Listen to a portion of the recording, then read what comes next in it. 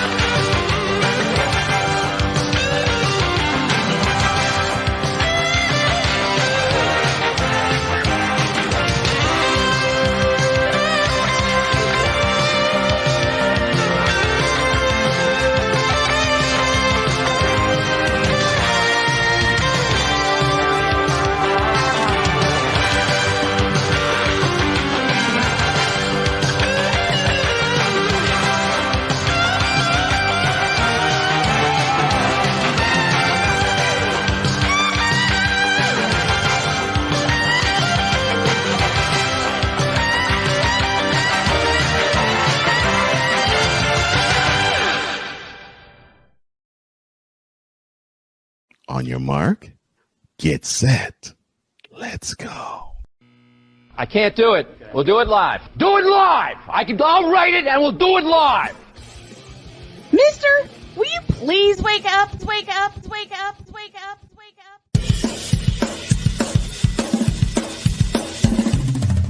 Good morning. Kevin Durant, you should have left California. This Brownsexual upset me in having to bring this teenage idiot from Wisconsin into a sports conversation. Are you really surprised the Cowboys are giving up on Ezekiel Elliott? Whoa. Hell no!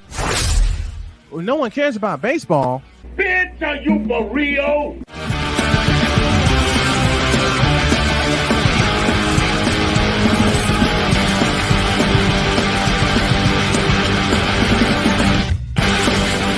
Oh, yeah!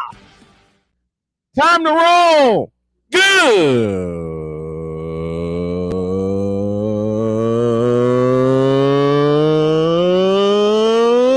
morning!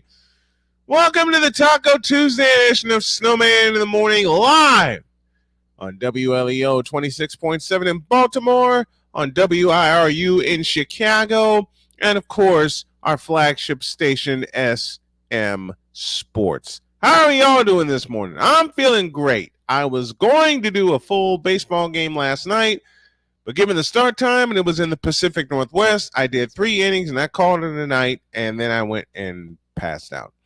All right.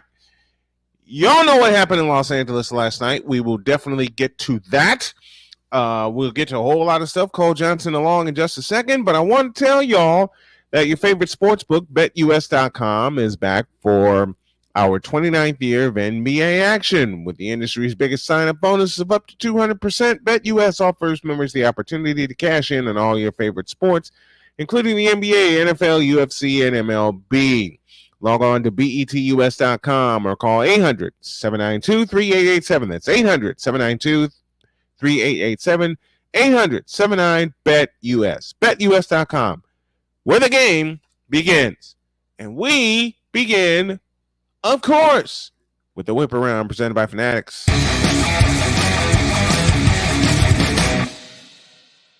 And before we start the Whip Around, I introduce to you Mr. Cole Johnson. Good morning, my man. Good morning, sir. How are you? Feeling good. Feeling absolutely good. And then I bet you A. Pizzle is feeling fantastic. The Florida Panthers and the Heat are up 3 games to none over the Carolina Hurricanes. Sergei Bobrovsky stopped every shot that he saw last night, and the arena went nuts, decked out in red. They won the game 1-0, and they now stand 1-1 away from their first trip to the Stanley Cup final since 1996. 6. What is going on with teams in the state of Florida, man? Florida Atlantic, the Florida Panthers, the Miami Heat. Wow. Talk about a renaissance year. Yeah.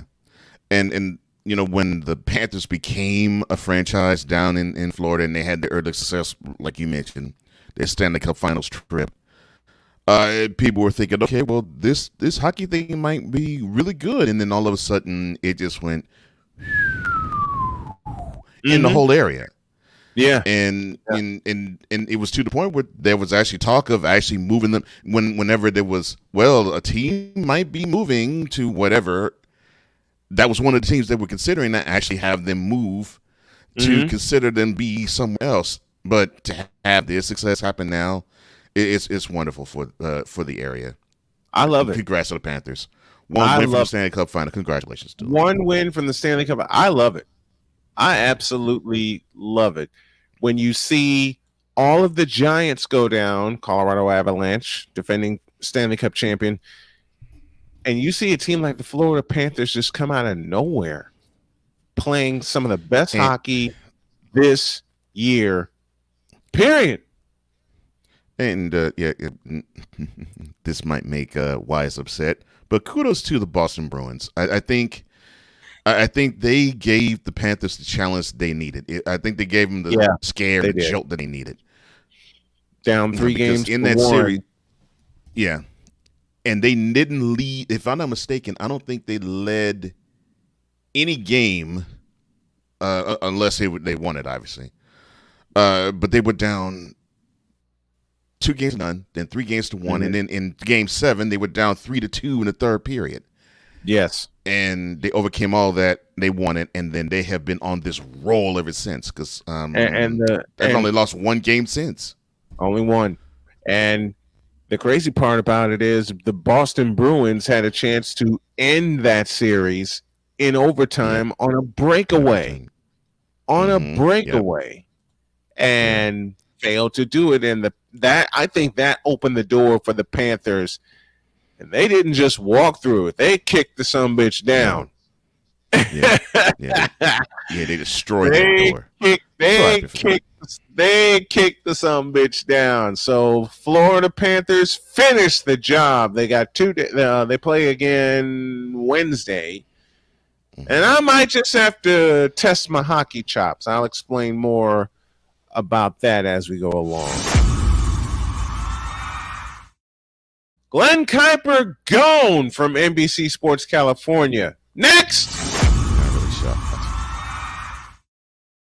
Thursday night football games will be flexed. I say flex them all and take away Thursday night football. Next!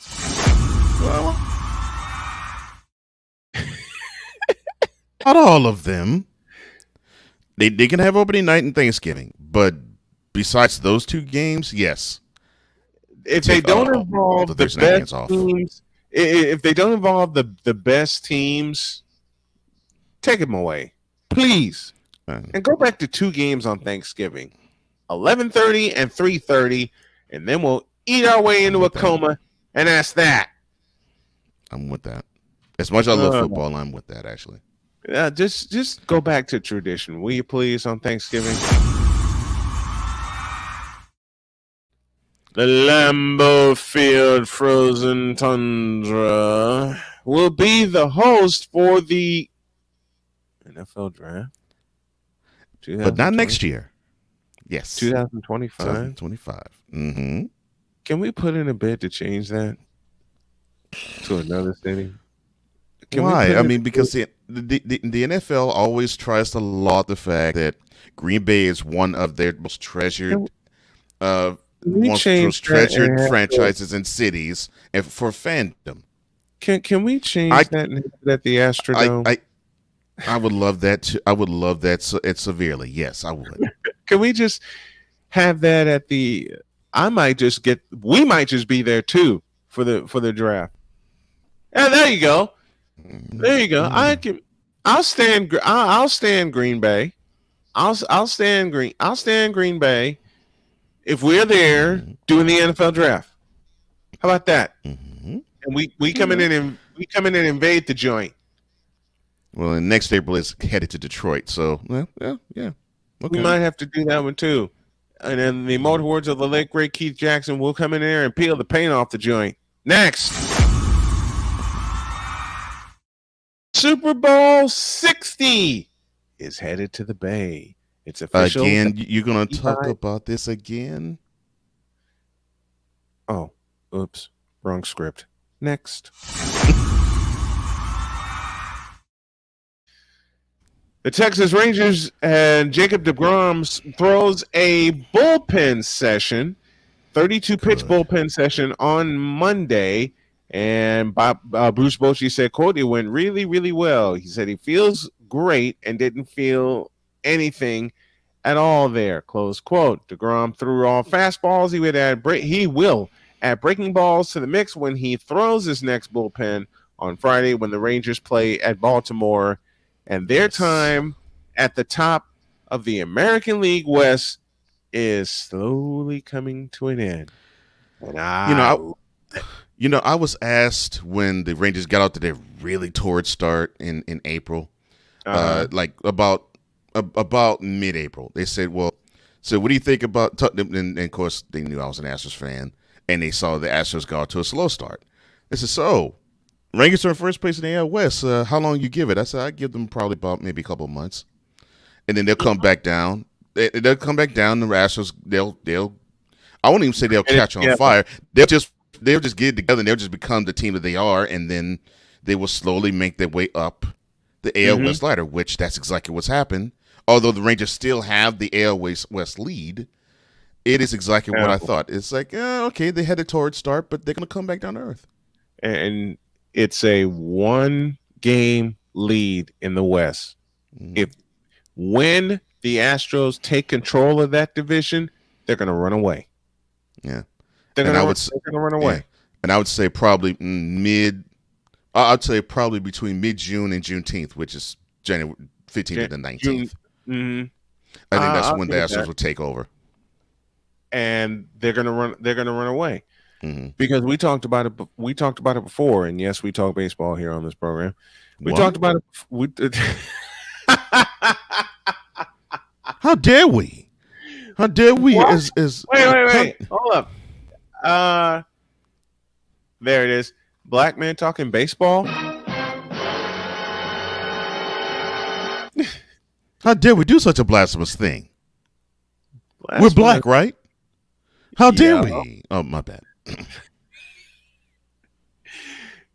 we talked about hockey about a few minutes ago. Hockey to lead off the show. Oh my gosh, the black card needs to be pulled.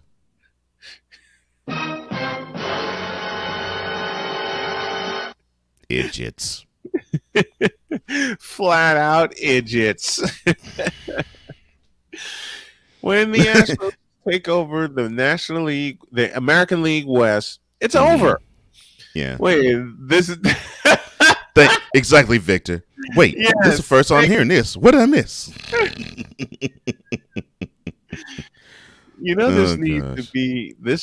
I'm gonna throw you a lob. This needs to be right, sir. Yes, I do. You would think people would know that. I'm sorry.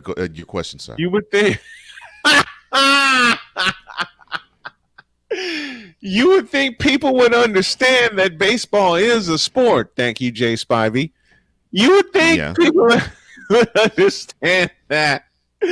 Oh, I'm laughing at Victor's comment. Oh my gosh, I love it. I love it too.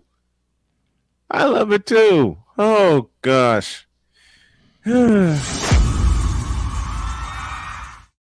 Irsay left Peyton Manning off the. I can't say it. Sorry, Dr. K. And that concludes today's Whip Around.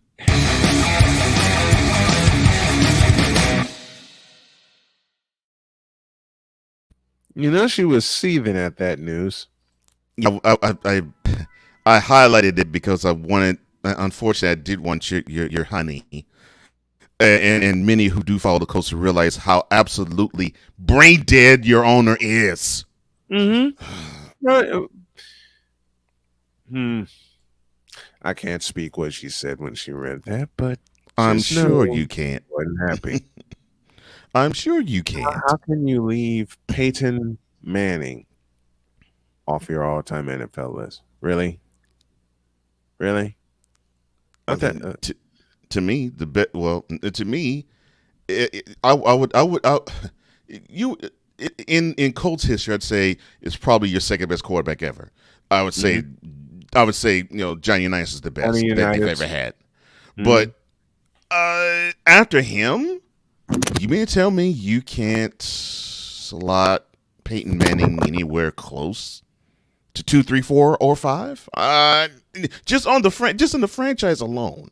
Just in the franchise, and what And he you got did, and what he yeah, did for and what the he franchise for 11 years. yeah, and what he did for you as the owner of the team.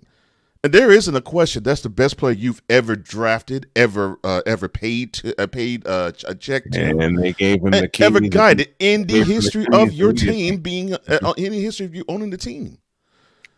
And And they gave him the keys immediately. They drafted him. They brought him in and said, "You're the man." started game 1 of his rookie season. And it should be open and shut, but I drunkard. He's still salty over the fact that Manning said that, I got a few more years left in this arm, but Hersey was that dime you call is messed up. Screw you. We need to move to the future. And even now, almost 15 years later, the dude still has salt in his mouth about one Peyton Manning, and I'm glad. And I'm absolutely glad that he does. I'm glad too. The first response from Dr. K could not be played because it would not be suitable for FCC airwaves. Just know that it involved. That is correct, Victor. It involved. That is correct. Wait a minute. Yeah, I could have. Yeah, Ryan. I heard the same thing. Yeah, I think I've also heard black people play hockey too. Yeah, and played it. And one of them that I'm very familiar with, Ray Emery, is a Stanley Cup champion 2 times. And the first black goalie that I ever heard of, one of my favorites, Grant Fuhrer. Yep, anything to you. That's one of my favorite hockey players of all time. Does the name Grant Fuhrer mean anything to y'all? Man, that dude. Come on, stop it. I mean, Grant Fuhrer was my first favorite goalie. He was the one that actually, and not because of skin color, just because I was of age. Yeah, and I saw how the Oilers were. That he was the first goalie that made me pay attention to how important goalie play was, and then I graduated from him to Patrick Waugh. So Patrick Waugh, number 33. Yeah, and I couldn't say his name right at first because I watched some old MSG games when Patrick was with the Canadiens, and they would tease his name, but man, Patrick Waugh. Grant Fuhrer, Eddie the Eagle Belfour, Corey Crawford, Corey Crawford, Martin Brodeur. So many great goalies that came up in our time when we were in high school and early college life. Yep, Martin Brodeur is a good one too. Brodeur. See, look at that. We shouted out a devil, Ryan. There you go. There you go. Curtis Joseph, a.k.a. Cujo for the St. Louis Blues. I haven't heard that name in years. Oh, my gosh. Number 31, Curtis Joseph. Common number between Grant Fuhrer and Curtis Joseph, 31. That was their jersey number. And again, yes, we do talk hockey on this show, but if you put Peyton over Johnny Unitas, everyone would have been up in arms about that. So it's damned if you do, damned if you don't. Hey, I do that all the time. I do that all the time, and I get that. I don't give a crap, but you know that about me, don't you, Deets? Hey, y'all know that about me too. Take a break, and when we come back, something happened last night. Yes, something did happen. I can't imagine what it was. I don't know. I just know it involves this.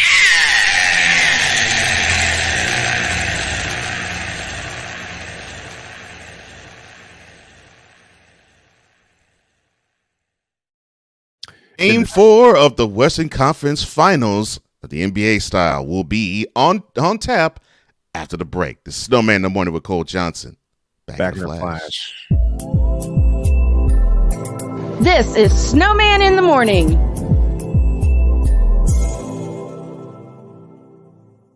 Here's an important message from the Diabetes Solution Center. Do you like pricking your fingers to test your blood sugar levels? No one does, but it's important to maintain your health. And now, by wearing a small remote device called a continuous glucose monitor, or CGM, you don't need to prick your fingers anymore. It's easy to use and helps you make more accurate diabetes treatment decisions. If you are testing your blood sugar 3 or more times daily, injecting insulin, or using an insulin pump, call the Diabetes Solution Center right now. And if you have Medicare or most major insurance coverage, you may be able to get a new CGM at little to no out-of-pocket cost. Shipping is free, and we'll even bill your insurance company for you. If you are testing your blood sugar 3 or more times daily, injecting insulin, or using an insulin pump, call the Diabetes Solution Center right now to learn how to end the painful finger sticks and get your own continuous glucose monitor, or CGM, at little to no out-of-pocket cost.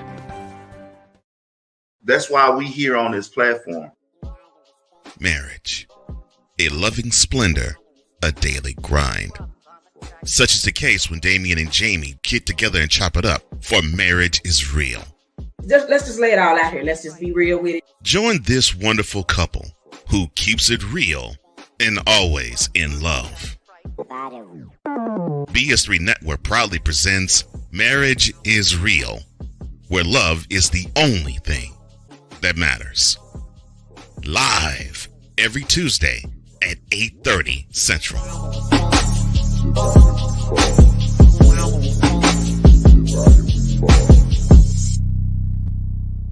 Oh, and Jamie has something to say. Deuces and trays. SeatGeek is the ticketing app for fans like the High Five Strangers guy. Game-winning interception. First down. Just a nice, solid tackle. If you're in arm's length, you will be swapping skin with this extrovert. You see, he knows SeatGeek got him a great deal on tickets, so he can focus on what he does best, smacking palms. SeatGeek handles the tickets to sports, concerts, and more, so fans can fan.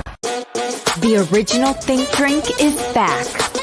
Level up with proven ingredients formulated to crush your competition. No gimmicks, no jitters, no messing around. Just high-potency results that keep you moving day or night. There's a new nerd in town, and we came to play. Nerd Focus. Smarter than energy.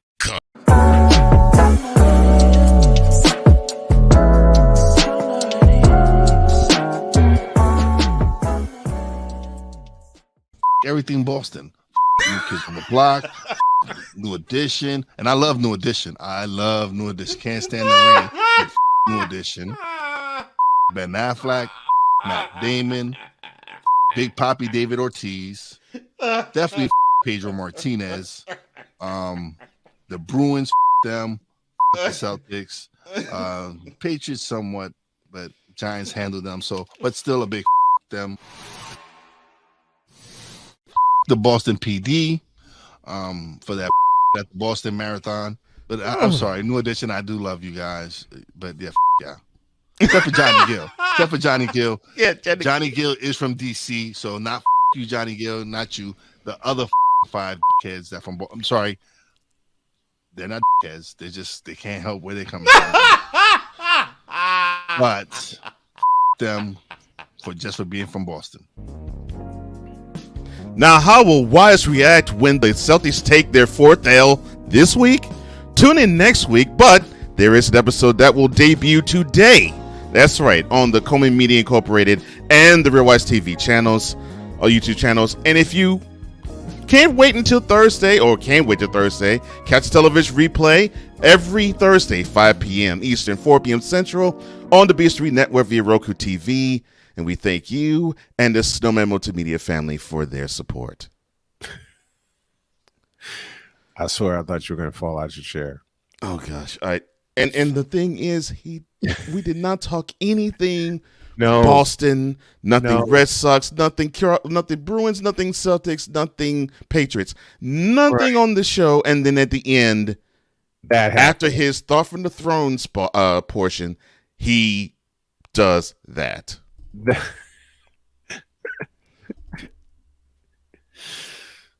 Yeah, I lost it. I did too. I lost it.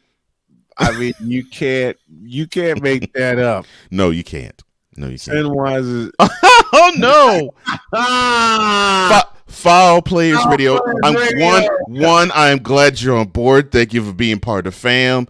Yes. And two, you now have given Wise another bullet when he goes through a rant like that. My God. That will be yet another that he will add into the F Everything Boston canon. Oh my gosh. Something we had talked about off the air. When Wise was giving his thoughts from the throne, he had such a serious face, and he was so introspective. I love you, Wise.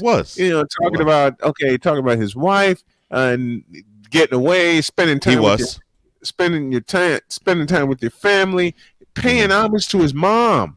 Yeah. All right. After those 2.5 minutes, he said, I'm good to go.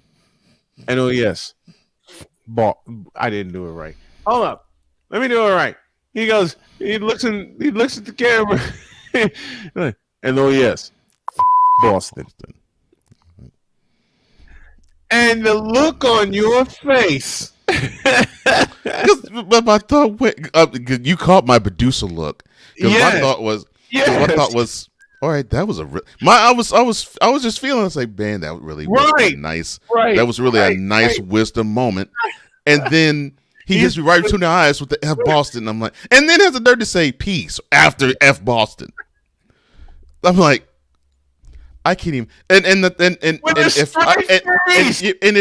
a straight face. If you would have climbed in my brain at the time, you probably would have read, I don't think I could have taught you any better if I tried. Right. That's exactly what I read.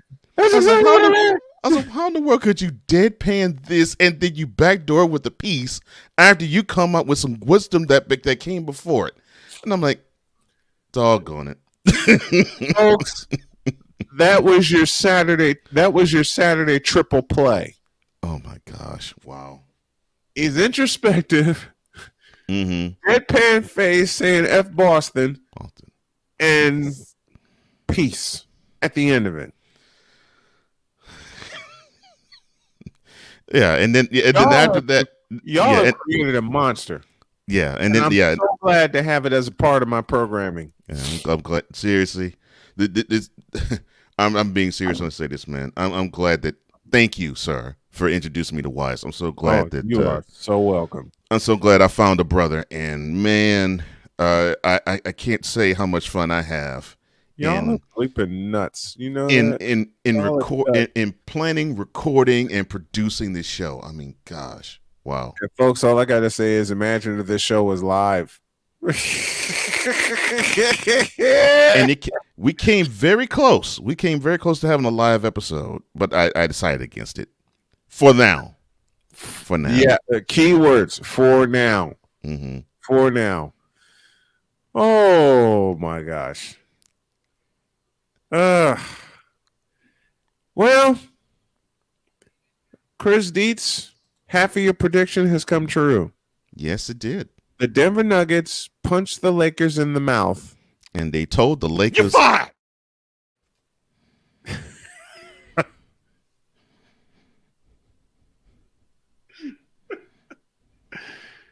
And they... hate you for that. But do it again.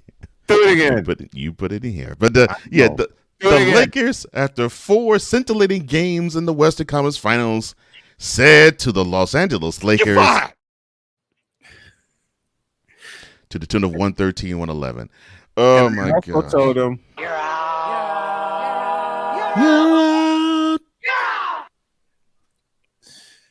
You're out." LeFraud James, you're finished. Okay, fine. All right, Kaput. and we will talk more about. We actually will talk. I will. We will allow. We'll talk LeBron James later on in the program too. But yes, I will. Gives a flying. Too many people now. Shut up. Here's your but shut up. All right, Heart TV. Here's the stat line from Yo Kang. 40 points, 10 rebounds, 9 assists, 2 steals, 1 turnover, which that's real good for him. One point in the fourth. 15 and 25 from the field, 4 or 7 from 3, and 6 or 7 from the free throw line. There you go. That's the stat line. That's the stat line from. That was the stat line from Yo Kang. I have one your question. Your question, sir. How many points did he have in the fourth quarter? He didn't have that many. Because if he didn't really score that many fourth quarter points the whole series. Greatest of all time. My ass. Wow. Matter of fact. Wait a minute. What's the song? What's the song y'all always sing when I go in on that? What's the song? Let me hear it. Troll. Use a troll. Troll. Use a troll. We said that. Use a troll.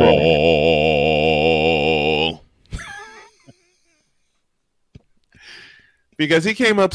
I'll use one of your phrases. I will use one of your phrases. LeBron James in this series came up smaller than Mini Me. Mini Me. Hey, you knew what I was going to say. Well, no question, Haunt TV. Yes, this is a team sport. One of the issues that line. No, understand though. Part of the Bron Sessions problems is that they disregard this when LeBron has the stat line I read, and they win the game. Oh, they go nuts. And he played hurt. So did the other 9. So they played her war of attrition. Quit making excuses. I'm sorry. He got out there. You are making. He got out there. He played. He did his thing. But unfortunately, Mr. Hot TV, Yo Kang took the biggest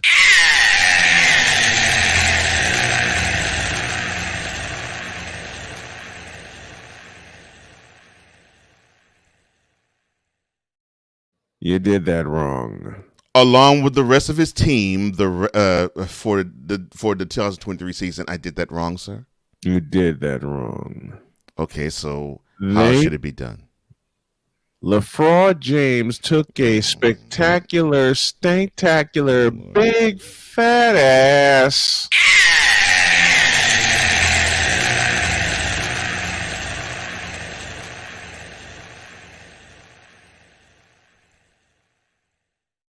You're a fraud, LeBron. You're an absolute fraud. Oh, I think I owe you this, playmaker. Go for it. Please. Please do it. All right. So, ladies and gentlemen, if he had the energy, this is what it would look like if you were peering into the home of Snowman and Dr. K when the Nuggets beat the Lakers 113-111.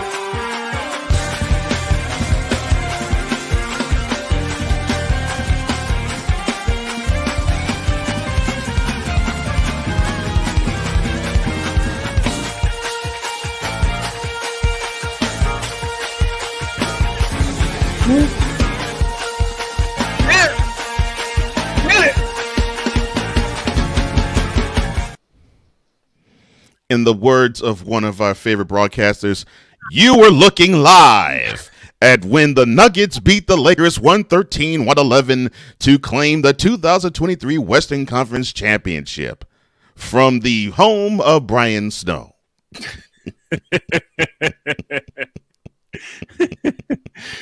He worked in Brent Musburger. I love you for that. He worked in the legendary Brent Musburger. And yes, to those who don't know, Brent Musburger is 200 times legendary.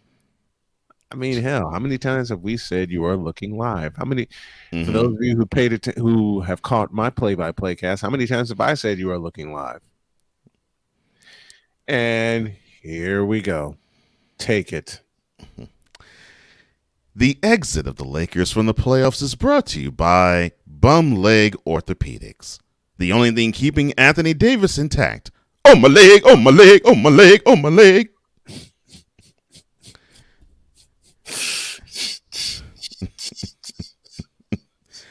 This portion of Snowman in the Morning is brought to you by Mile High Brooms.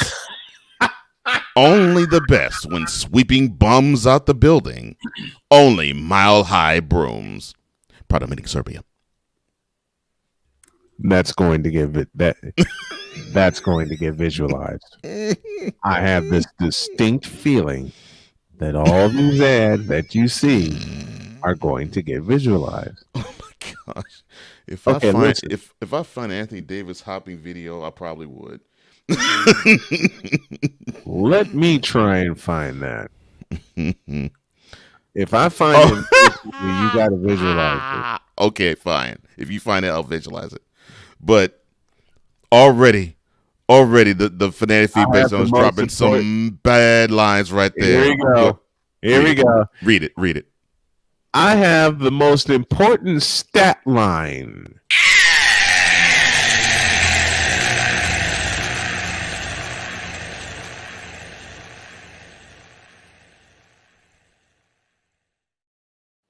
Ooh, that was fire, Ryan. That was fire. I love it.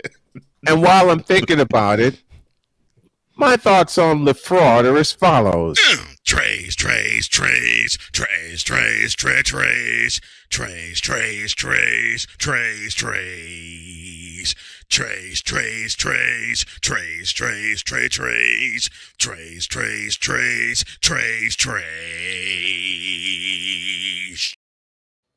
I have the feeling that we'll make it to mentality one of these days. I don't know why, but it might. I just know you, and I know why. I know you, and I know why, and I have this very distinct feeling that song right there is going to make it to mentality. And if it leads off or closes the show, I'm done. I already know it. And as I said yesterday, no way in hell the Lakers, given the way that they played against Denver, were going to get to a Game 7.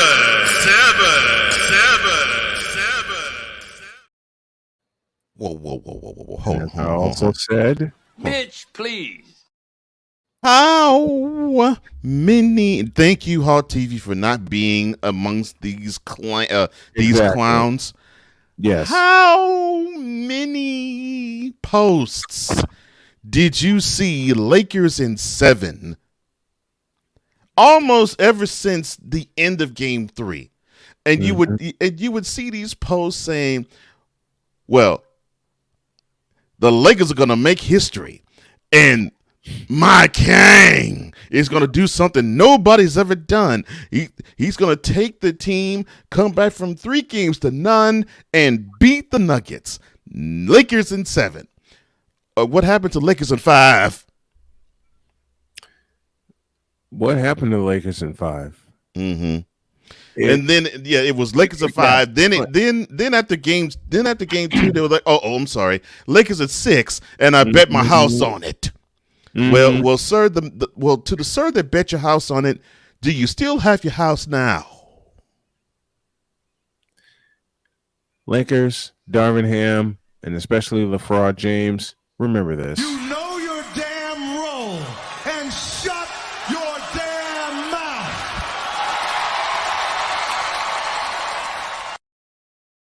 Know your role and shut your mouth. Now I'll throw you a slight bone, Hawk TV. The Lakers were in all 4 of those games, and they held 4-quarter leads in 2 of the 4.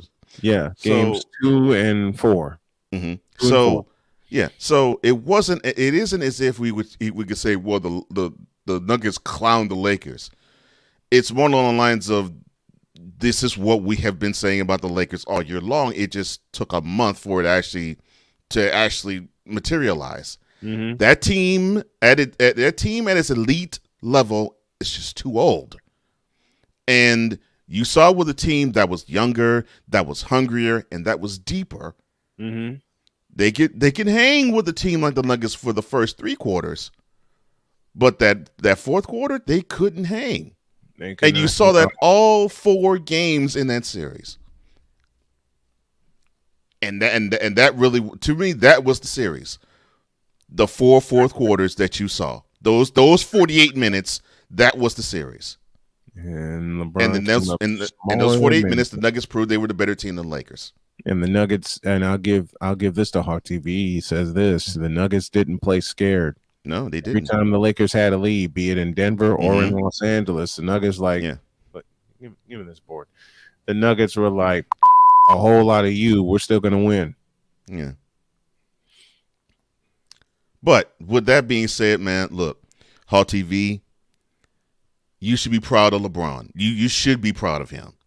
I mean, the fact that the dude is 38 and he pulled forward one of the best playoff performances of his career last night. Mm-hmm. Kudos to him. Kudos to him. I mean, we can't. None of us. If we were to say, well, the team lost last night because of LeBron, that'd be a bold-faced lie. They lost because of what I've been saying too, is that if the Lakers were going to win this series, the others had to be bigger than the Nuggets others. Mm-hmm. And that was a tall task from opening tip of game 1. And that was just too damn tall of a task because the Nuggets are too damn tall.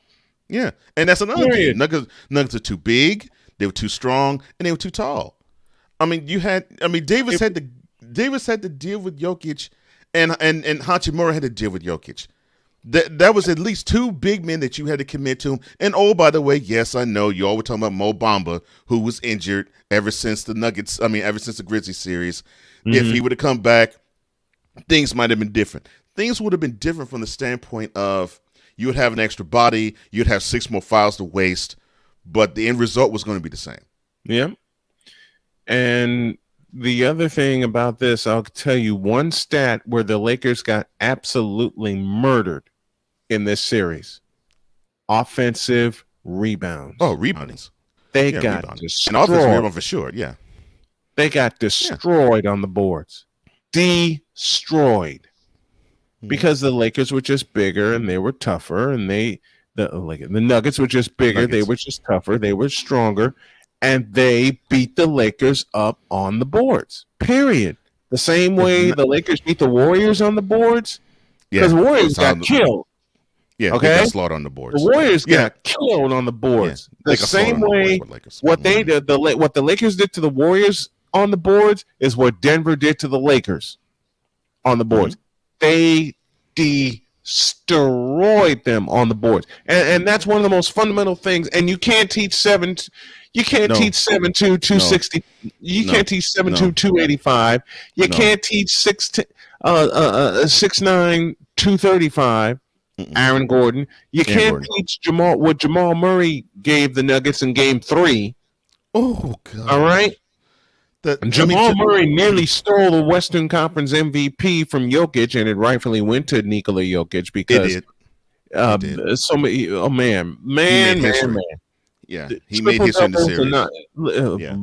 Everybody want to praise Russell. Give me this. Russell Westbrook. Everybody wants to say praise Russell Westbrook for his triple doubles. You. Where are his triple doubles in the playoffs? Oh yeah, they didn't exist, but Nikola Jokic just did. Stupid. Look, I'll say this on TV. All right, I'll say it. In this series, I was disappointed in AD. Mm-hmm. I was disappointed in Davis. I was disappointed because part of that is on the team because they didn't go to him, but yet when they did go to him, he didn't produce. The problem, it's half. I agree with you. It's half and half. It's half. It's half the team decided to go away from the fourth quarter. The other half is remember what I said to you. I think it was like game 2 of the West Conference semifinals when the Nuggets were playing the Suns. I said the one thing that I love seeing about Nikola Jokic when it got to be about maybe 8-7 minutes left to go in the fourth quarter. Yeah, you actually saw the big man go in the paint. Wanted the ball. He wanted the ball. Yeah, he wanted the ball. I never saw Davis do that, and to me, you needed to have him do that. And that's something you can't coach. That's something you have to. It has to be innate. And must be. And the thing is, Darvin Ham, in terms of feeding him down low, he was actually he actually strategized that to happen. So to me, I would think, okay, well, I have the coach. My head coach is with me and saying that I am the guy who's going to bring this team to the promised land, whether we win or lose. So when it comes to the money period, when it comes to the money time of the money period, I'll even put it even further that way. He should have been like, even with LeBron, come on, man, feed me, mouse in the house, feed me, or with Jokic, feed me, I can be quicker than this guy, feed me, come on, let's go, give me the ball. And Anthony Davis, I need to see more of that, and I didn't see that, and that angers me about him. You know, I never thought I would say this, but this is what I've noticed about AD in key times, and I'm talking throughout his career, New Orleans or Los Angeles. Key times, and I hate saying it about the dude, but there have been key times in the playoffs throughout his career that it was too chicken to call for the ball. Period. The only time I saw him do that consistently was against the Warriors, and that's because they knew they had a big time advantage on the boards against Golden State. Yeah. If they don't steal game 1, they don't win that series. If Anthony Davis doesn't go completely if Anthony Davis doesn't go teetotally the off in game 1, they don't win that series. Period. That's the only time I have seen Anthony Davis call for the ball because he had so many situations where a mouse in the house and the Lakers actually listened. This time, Anthony Davis was too scared to even call for it. Yeah. Matter of fact, give me this camera.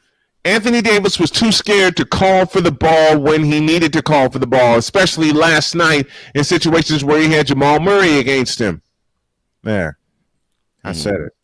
Now, I agree. I'm glad you did say it. Now, to this point, Victor, yes, Davis was open. Bron took it up and took in double coverage. I actually expected LeBron to do that, considering he had the hot hand, and two, and two, people would say, okay, well, this, you the big money guy, and look, we can clown LeBron all we want. We can poke fun of LeBron all we want, but the team, the league, and about 20,000+ people in crypto.com in the stands pretty much figured, okay, LeBron has the ball. It's less than 10 seconds to go in the game, and they're down by 2. He's the playmaker. So basically, the whole team, including Ham, and I've even heard Reeves say the same thing, we feel safe with him having the rock in his hands, and he's going to make the right play. And the Denver Nuggets countered that play. And I think he made the right. You said the key words. You said the key words. I think he made the right play. The Nuggets were up to the task because I think LeBron was thinking, well, they're going to think I'm going to pass off. A pass off to a 3 or pass off to somebody else. So I'm going to take it myself. Yep. And look, and if the shot doesn't fall, I'll live with it. And kudos to the Nuggets. They were ready. And the Nuggets, and they were ready. And they clogged the lane. They challenged LeBron, and LeBron didn't even get LeBron didn't even get the layup to the hole. And so there was actually a jump ball on that last play because Aaron Gordon and Jamal Murray tied him up. But at the same time, when LeBron got free and was able to somewhat get a shot up, Jokic was behind the play. The Nuggets played that final play not only well but correctly. You couldn't have defended better. Couldn't have defended that any better because that's another thing. You denied LeBron so many passing lanes. Because they sent a posse after him. Mm-hmm. Yeah, they sent a posse after him. And for all you trolls that think I don't know basketball, let me break this down for you. LeBron made the correct call. He did. He took the ball to the left side of the lane, which A is his strong point, and B where the Nuggets always collapsed when LeBron drove. When LeBron drove left of the lane, he always in this series had an open lane. But two adjustments the Nuggets made. First of all, they sent a posse after him. Yep. They sent everybody after him. Aaron Gordon, Jamal Murray, Kentavious Caldwell-Pope. They sent a posse after him. That's the first thing. The second thing, the mountain called Nikola Jokic was waiting for him. Because eventually LeBron did get free as the clock was winding down, but Jokic said no. Yeah. They played that play. You could have defended better. You couldn't have defended better. You couldn't have. That was kudos both ways. Yes, that's what I'm saying. That was great basketball we saw. Right. Yeah. One for LeBron for taking the chance. Right. And going to his strong point. Here's what I know. Here's what I know about LeBron in his 20-year career. If he drives on the left side of the lane, it'll open up for him more. On the right side of the lane, and he is right-handed. That's a strong side. It's more clogged. It's more clogged. And to all the trolls that think I don't study LeBron's game, eat that. But he drove the left. Left of the key. Thank you, Jim Durham. Yep. He drove left of the key, and he was going to go baseline. He was going to the baseline because it was open. He saw a flash, and it was open. And in that situation, if you see a flash if you see a little bit of an opening, take it. Go to it. You go to it. Take it. And LeBron took it. Took it. Yeah. But Mike Malone said, we denied it all, and sent a posse after him because I think they knew he was going to go to that. He was going to go to that side. Yeah, they knew he was going to that side, and I think they felt as though he was going to take the lash, at least the shot to send him in overtime. He wanted to at least send him to overtime. And yes, Davis was open, but he couldn't get the ball to him. Right. All the lanes to get the ball outside were clogged. All the lanes were clogged, and again they knew they were going to go to AD. They knew it. Yeah. A shout out to CSTV and the folks in Reno, Nevada, and All Points West for picking us up. Baby. Shout to BS3 TV and all the folks down in Texas and All Points Southwest for picking us up. A shout to WIRU in my hometown of Chicago for airing the show. WQEE in Atlanta. Thank you to everyone that has picked this show up. 53 after the hour. Woo! Wait a minute. Two black men just correctly broke down a basketball play. Yeah. Hold up. Let me get my sound here. We actually broke down a basketball play. Yeah, and it wasn't just a straight take of, the Lakers lost, they suck. Yeah. And how many times have you and I been trolled saying we don't know basketball when we broke down a play? Yeah, interesting, isn't it? And then Hall TV, correct. He has been for 3 years, and I think people need to actually give him his flowers right now. He was robbed of the most valuable player. No, it wasn't. He was robbed. No, he wasn't. He was robbed. I look at that situation like 1995. Okay. So in that situation, you had David Robinson, who was a beast in the regular season. But then you had the defending MVP and Hakeem Olajuwon coming to San Antonio, see the award ceremony, and it was like, it pissed him I'm gonna show him, and it pissed him off. It pissed him off. And I really believe that is really to me. I really believe that's what happened with Jokic. It's like, okay, you gave the MVP to Embiid. Well, I'll show you who the MVP really is.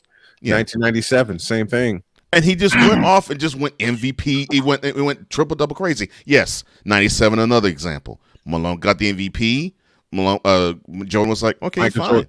Michael Jordan said 93 as well. Barkley got the MVP. Barkley. Michael Jordan said, okay, I'll show you. Yeah. But the difference is they actually played basketball back then. What? Oh. They played basketball back then. What? They played defense. What? They cared. What? They wanted to play. What? They played for the love of the game. What? And I think I just killed my partner. Oh, wow. What they say? My goodness. What they say? Actually played basketball. Look, I'll admit this. Find the lie. No, I'll admit this. For the exception of at stretches with the Nuggets and the Heat. Because to your earlier point, Hard TV, yes, I agree. Seeing these two teams is making the basketball purist in me extremely happy. Yes. You're seeing too many teams who are settling for really bad perimeter shots, and they don't really give a crap about playing defense. It's like what the heck is up here? That there's one side of the court really does mean something, but most teams are just ignoring it. Why?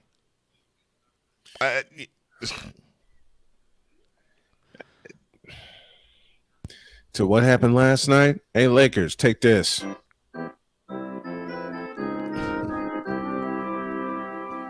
Oh, and yes. Before this segment began, let me see if I can find it. There was a call for this, and so we shall honor the call right now. Where is it? Talk on it. I know it's here somewhere. I know. What are we on? What are we honoring? I know it's here somewhere. I'll put this doggone thing on. I like that. There we go. You find yes, it? I found it. All right. So to you, one, Mr. Ryan McCarthy, and this is the guy who actually created the element. Two, this is for you, Los Angeles Lakers. Wonderful season. You made it to the Final Four of the NBA, so to speak. Unfortunately, in the sweep, it is your turn to receive this. Ready? And pull, trash. I'm gonna clown tomorrow. Oh, I know you are. I will be on location. Lord, I have an MRI tomorrow evening in Indianapolis, so I will be on location. And tomorrow, in the immortal words of my best friend Vicala, I'm gonna clown. And speaking of Vicala, when you were clowning in that moment, he said, "Use a troll, use a troll, use a troll." We said that use a troll. And I think this is how this hour began. Yeah. What's up, CJ? What's up? What's going on, man? One half of Elevate on the BSD podcast, Yes. BSD Network. You see them every Thursday, 7 Central, 8 Eastern PM. I gotta say, what's up, brother? To all the fake Laker fans that thought LeBron was going to bring them all the way back from 3-0 down, do me a favor. Stay off the weed. I don't know. How many? I'll repeat the question that you asked earlier in this segment. Mm-hmm. How many posts did we see with that? Oh with gosh, Lakers in 7. How many posts did? How Lakers many in posts? 7. Did we LeBron see? gonna make history, and if any team can come back from a 3-0 deficit, it could be this team. I'm thinking, you must not have been watching the first 3 games that we saw. No, they haven't. I'm like, they haven't. What? And I'm like, they went up against a younger, stronger, hungrier team. No. Deeper too. I'll do it for you. No. And again, No. matter of fact, why don't I say this? Lakers in 7. You fool! I mean, if you really do want an understanding as to why I said that this team could not be beaten, you want to talk about a stat line, just with the points only. Jokic finished with 30. Murray finished with 25. You had Gordon finish with 22. You had Porter finish with 15. Yeah, Kentavious Caldwell-Pope finished with 13. Balanced scoring from your starting five. I mean, it was like, you want to talk about death by 1,000 paper cuts. There you go. And that was going to be hard for any team, let alone the Lakers, to stop or contain. And they had to do that all series long. As I said, Lakers in 7. You fool! And before we go to the next hour, a selection from the Wonderberg Choir entitled LeBron's Been Eliminated.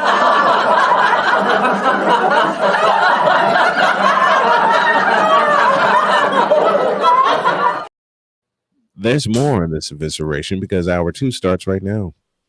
Oh, good Lord. And before Bizarro Snowman goes go real crazy, I'm glad this break is happening. Goodness gracious. Time for hour 2 of this spectacular. Ryan McCoffey now joins us this morning. That's what you need to do to beat Josh Allen. You need to make him uncomfortable. Hour 2, time for some Spivey notes. And here's Jay. Well, I know he's only in his 3rd year, but they're just wasting Justin Herbert. Hour 2, the hardest working content creator I know, the playmaker. Hey, LeBron James, the greatest scorer of all time. Hey. Hour 2, the one, the only Christopher Dietz. They rewarded Ohio State for not playing, and they punished USC for playing. Hour 2, Sam Shady. Oh, man.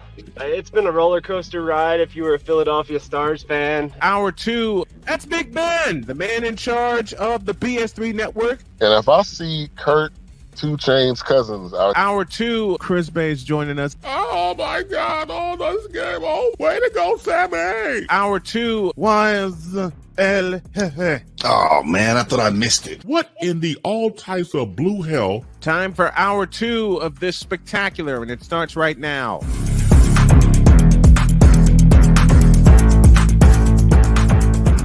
My executive producer is crazy. My executive producer is bleeping nuts. Oh my gosh. What? Oh man, I thought I missed it. The picture of Mumra right there.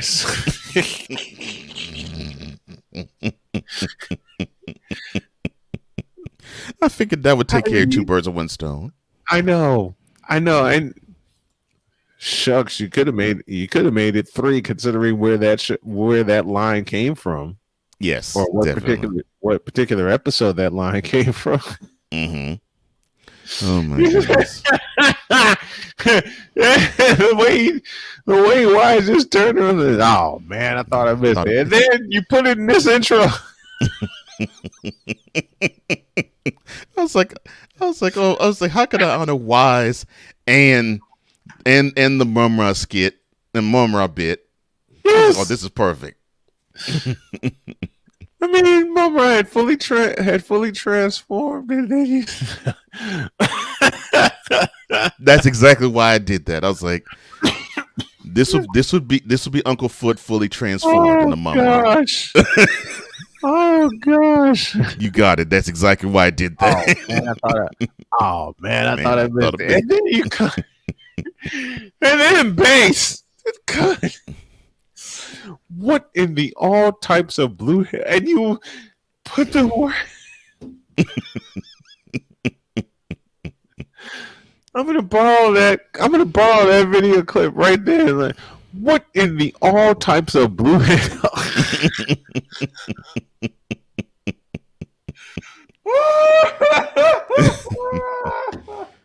Oh man! Oh my gosh! You, my friend, are nuts, and I love it. Thank you, sir. Thank you, sir.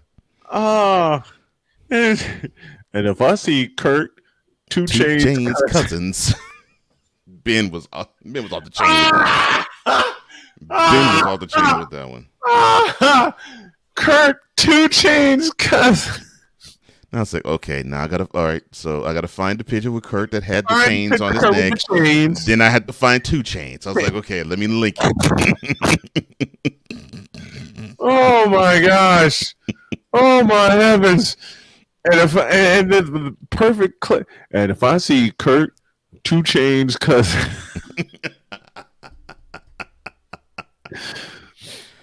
Oh, I know what would the clip be for Victor?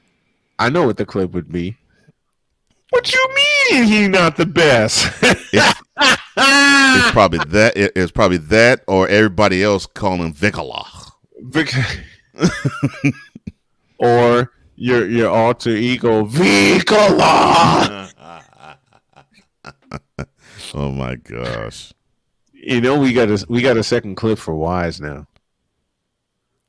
Which one?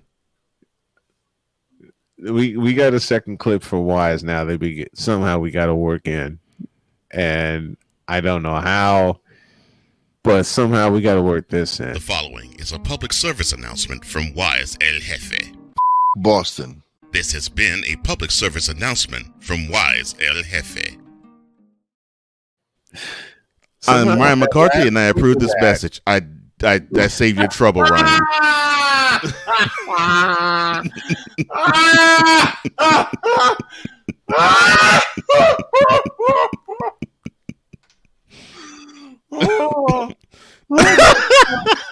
know what he did yesterday? There it is. Yep. I'm Ryan McCarthy, and I approve this message. If y'all think we're crazy now, wait till football season comes along and all of its storylines happen. Oh, good Lord. Because I know there's going to be a point where Cole will say the same thing. I'm going to utter something nuts, and then Cole will just take the camera and say, I'm Cole Johnson, and I approve this message. I know it's going to happen. Mm-hmm. Oh, dear Lord, I know it's going to happen. Mm-hmm. It's either going to happen during football season or it's going to happen with the Astros. It's going to happen with the Astros. It has to, because they're just going to take the American League West and run away. Mm-hmm. They're going to run away. Oh my heavens! And the picture you found for McCarthy. Speaking of McCarthy, Josh Allen hitting Josh Allen. That's like, oh, it has to be. That's perfect. Mm-hmm. I was like, oh. And I saw it. I was like, Josh Allen? Hitting Josh Allen? Oh, I got to put that one. Yeah, that'd be perfect. Yes. Mm-hmm. And the 2 photos you did for Dietz, they rewarded Ohio State for not playing. And Ohio State's like just sitting down celebrating. Mm-hmm. Right. And they punished USC for playing, and you see their quarterback under duress. Mm-hmm. You foul for that, but I love it. Well, you foul for that, but I love it. That one, yeah. It perfectly described what Dietz was saying, and he was right. Oh, he was right. He was absolutely right. Okay, but the pictures you found for that. Go back to. I'm Ryan McCarthy, and I approve this message. My wife asked me how I came up with Ryan McCarthy, and I said, "Babe, that was a total slip. Total mistake. That was a total slip. A total slip." And she said, "What happened?" I said, "Well, I was up all night doing work for the show and doing work for a play-by-play call I had that day, and I was flying solo." Because you were swamped. And Ryan had said a comment. And I was drinking like my 3rd cup of coffee that morning. And I took a sip, I put the comment up, and I slipped. And I said, Ryan McCarthy. And it stuck. Yeah. I don't know how the hell it stuck, but it stuck. Yeah. Oh my gosh. Deets in the chat with us. Just an update. The USFL had 3.1 million viewers in week 1, down to 1.1 million this past weekend. This is a problem. You think? Yeah, Major USFL league 2.0 problem. is not really going as well as planned. Yeah.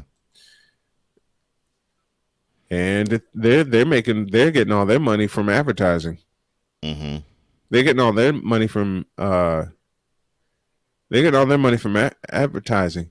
And you're right, Deets. It has been a decline each and every week. Because people see the first week, and then they become disinterested. They absolutely become. This wasn't like the XFL, where the only decline you had was during March Madness, which they would take. Yeah, they ate that, and they knew it. Mm-hmm. They ate that, and they knew it. But as soon as the national championship was over, it was an incline in viewership. I'm one of the ones who paid attention to the entire season. I was about saying what helped them is the fact that when March Madness was over, their stretch drive began. So, yeah, that helped them out. They planned that perfectly. Mm-hmm. Because they knew those 2 weeks during March Madness, viewership was going to fall. Mm-hmm. They're like, okay, we can eat those. No problem. Mm-hmm. And they showed the worst teams. The Orlando Guardians, 4-time the Seattle Sea Dragons. And that's that. Deet says they need to pack the stadiums and pack them quick. Show interest is out there. Here's the problem. How? Because they did not, and Sam said this on Friday, they did not do a good job of ticket sales at all. You want to keep your overhead down, but why are the Memphis Showboats? Let me think. Why are the Philadelphia Stars and the Houston Gamblers playing in Detroit? Yeah, what is wrong with that picture? That don't make sense. I mean, you could open the Astrodome, for God's sakes. I bet you they'll pack it for the return of the Gamblers. I bet you they'll pack it. Because you can't play TDECU Stadium again. You can't. And the reason you can't, that turf is going to get destroyed. One of the reasons they're in. Mm-hmm. And it's too close to, the ending is too close to the summer, and it doesn't give the University of Houston time to reset the field. And it would have meant that the field has had play on it all year long. Yes. Part of the reason why they went to field turf. Great question. Why are the New Jersey Generals playing in Canton? Who the hell cares? Canton is basically saying, who the hell cares? Are we hosting the championship? And I think that is aiding in those decline of numbers because you're near the area, Ryan. I mean, is there any interest in the Generals now? Or do they even think that there is any football being played other than like you being in sports media and actually being a sports fan? Mm-hmm. I'm just talking about the casual fan. I don't think so. The casual fan doesn't care. Right. When it comes to the USFL. Let's just put that out there. The casual fan doesn't care. And there's your problem. You don't get the casual fan interested. Deet says manufacturer bust people in, give free tickets away. You have to show people are interested. Oh, you mean like how WCW did Nitro at the end of their run? Yeah. Manufactured the hell out of it. Mm-hmm. Manufactured the hell out of it. I mean, and go back to Ryan's question. What the hell are the Generals doing playing in Canton? Yeah, that makes no sense at all. You're the New Jersey Generals. Why aren't you playing at Giant Stadium? Excuse me, MetLife Stadium. MetLife. Mm-hmm. Tom O'Boyle in the house. What's up? What's up, Tom? And all the folks west. all the folks based in Reno, Nevada, and Points West. There was interest in the New York Guardians for XFL 2.0. MetLife Stadium had decent numbers when the Guardians played. Yeah, they did. Mm-hmm. There were decent numbers even with the decline during March Madness. There were decent numbers with the XFL all the way around. Yeah, XFL 2.0 for the XFL all the way around. Yeah, XFL 2.0. Yeah, it was starting to gather momentum. Actually, it was. It was COVID that knocked them out. But yeah, COVID knocked them out, and this year they did it right. They got all the way through. They got to the championship, and they had pretty good attendance in San Antonio. Yeah, CJ. And it started last month. So yeah. I still say they should have. I know Dietz's argument is very valid of why this didn't happen, but it should have been in St. Louis. And CSTV is seen in 65 countries now. Wow. Congrats. We're all over the place, man. Congrats. I love it. We're all over the place. Mm-hmm. But again, we can argue all day whether it should be held in San Antonio or St. Louis. The point is there were 22,000 people for the championship game in San Antonio.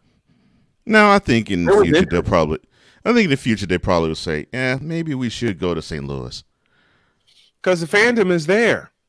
Yeah, the fandom is deepest in St. Louis, and it has been even in the 2.0 days. Although, even though Houston had some good turnout too in the 2.0 days, but it was not. Seriously, it was not like St. Louis.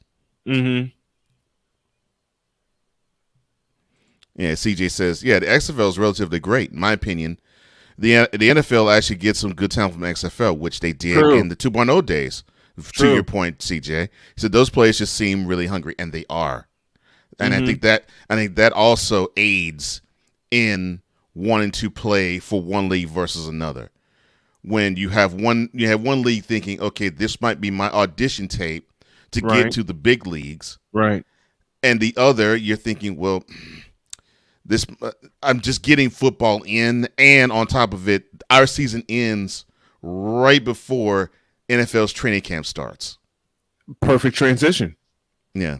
Perfect transition. Let's take a break. When we come back, we'll talk more football, man. Where is it? There we go. We got more football coming for you after this.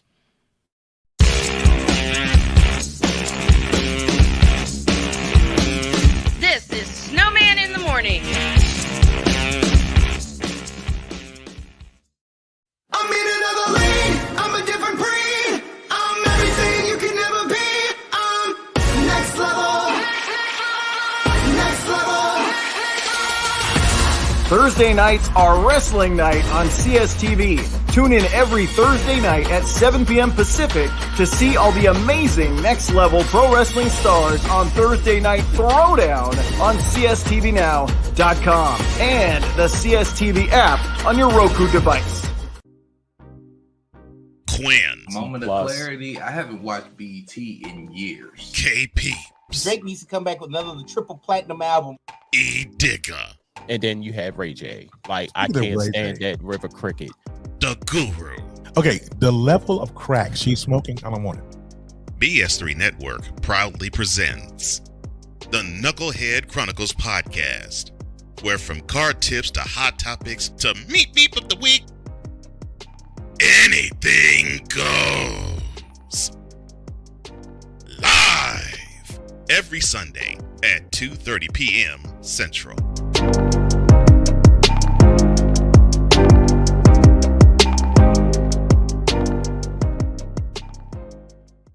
If you're the kind of person that likes to drive a lot and your car is a little bit older and out of the normal warranty, keep listening. What's going on underneath the hood of your car?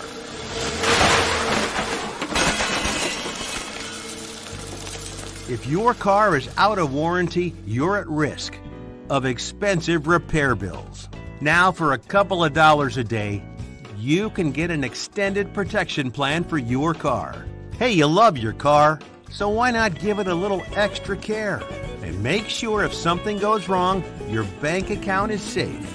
Literally, for a couple of dollars a day, you can give yourself peace of mind that you purchased a top-tier vehicle repair coverage plan.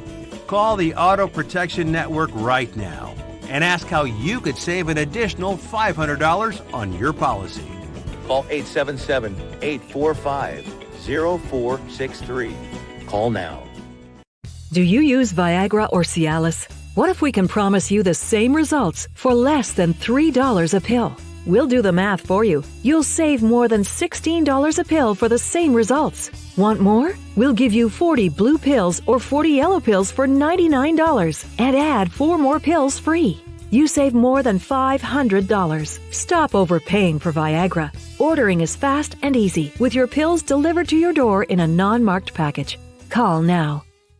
Now, I'm known as the guy who can fix just about anything, but the technology in most appliances requires very special training to fix, and that's why my family has Choice Home Warranty. Choice Home Warranty covers over 25 major home systems and appliances. That's your AC, heating, plumbing, kitchen and laundry appliances, and so much more. Call Choice Home Warranty now before something breaks down. Get protection for your heating, AC, plumbing, kitchen and laundry appliances, and more. Call 800-973-6121.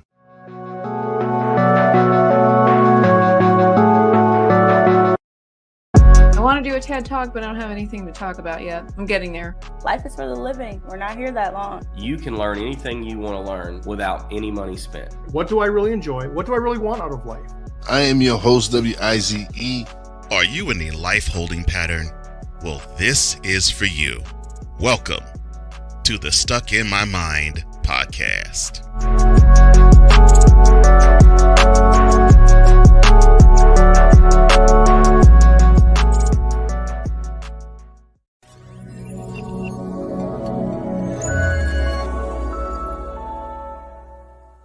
Cause we take this job so serious. The f*** is that?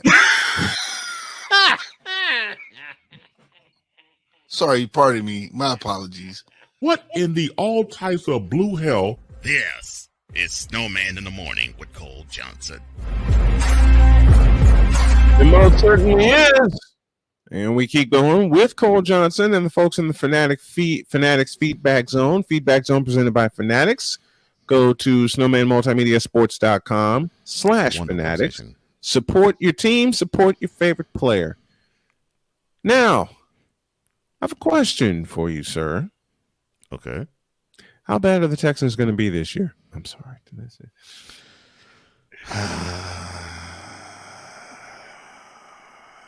Let me see. Wait a minute. How bad Texas going to be all season? Wait a minute. I forgot to do something for you. Okay. When I posed that question. Mm-hmm. Because what I should have done is, how bad are the Texans going to be this year? And then put this behind it.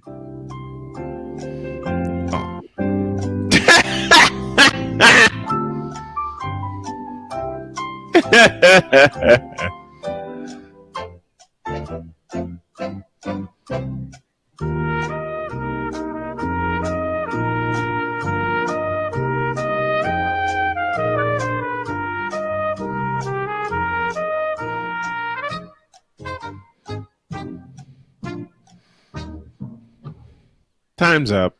Ready? And pull. Trash. There's my answer. Folks, let's make this interactive. Comment your team in the chat and we'll give our thoughts on the team. They'll be better, but they have enough team to actually contend. So yeah. What? They'll be better, but they don't have enough to contend for anything. Now for a while. Yeah. So, now for a while. I mean, brilliant that they got both C.J. Stroud and Will Anderson. Yeah. That's a great start, along with D'Amico Ryans being their head coach. So yes, the building blocks are starting to be there. But I hate y'all for poaching D'Amico Ryans from us, and I mean that very kiddingly because he spent most of his career with the Texans. Eagles NFC Championship at worst. At worst. At worst. The only thing that will prohibit them is injury. Besides that, yeah, that team is perched. Yeah, that team is perched to do some big things for a few years. They're too damn strong. Mm-hmm. I will say this again, and I said it before, and I said it after the draft. The two best teams in the NFC played in the NFC Championship. That's Philadelphia and San Francisco. And both of They them got have stout better. defenses. Yeah. They Both of them got have- better. yeah. They got better. Both of them have stout defenses. Mhm. And that's where the 49ers concentrated on in the draft. They got their offensive line help, Il Manning, hello, from undrafted free agents. Mm-hmm. And you said this so many times, what has been San Francisco's MO? Find the gems. Yes. Yeah. Find those rare gems where, especially at running back, where Elijah you think, Mitchell, hello. Ricky Waters, hello. Who the hell thought Ricky Waters was going to have 2,000-yard seasons in his time in Frisco? How many times have you caught yourself saying, "Who is this guy?" when he toasts a rock and he has a 100-yard game? You said that often in the last few years. Roger Craig, hello. And so, if that's the case of running back, that has to be the case in the other spots too. Oh, For sure, offensive line for the 49ers, it's that way as well. So, yeah, that surprised me. I saw the undrafted free agents for San Francisco. And Il Manning out of Hawaii is going to be huge for them, should they keep him. And I think they will, because they need offensive line help, especially at right tackle. You can insert Manning at right tackle. Right tackle, and you just go from there. I really believe that. Come on, bring your teams to the chat, and we'll talk about them in this segment, because Carmelo Anthony retired, and who gives a damn? Well, this is not his team, but he brought up one, the Lions. I'll put you like this, Division champions. If they don't win the NFC North this year, it is a failed season for the Lions. Mm-hmm. That plain and simple. Because if they can't be the best team in a division where you have Kirk Cousins, who, yes, he'll give you wonderful stats. He's a fraud.